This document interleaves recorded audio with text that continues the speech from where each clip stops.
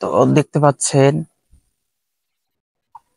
Coca Cola, এদের কাজ হচ্ছে এরা ইসরায়েলি পণ্য, আর এদের কাজ হচ্ছে এরা মুসলমানদের মধ্যে থাকবে, আর মুসলমানদের মধ্যে থাকার পর মুসলিম এইগুলো কিনে খাবে।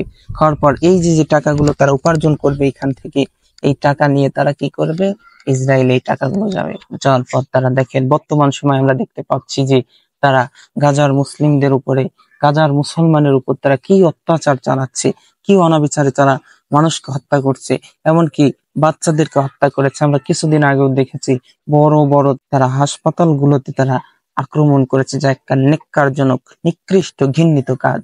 তারা এই কাজ করেছে। এই জন্য আপনারা জানতি স্বরূপ, জানা অবস্থায় সজ্ঞানে কখনো ইসরায়েলে সব পণ্য কিনবেন না।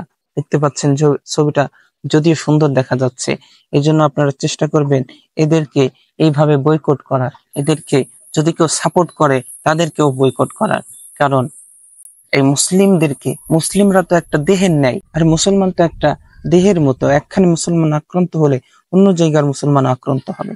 আজ আমরা সেই জিনিসটাই ভুলে গিয়েছি। কেন? আমাদের তো উচিত ছিল যে মুসলমান ভাইদেরকে হত্যা করছে, আমাদের আগেই বয়কটের ডাক দেওয়া উচিত ছিল।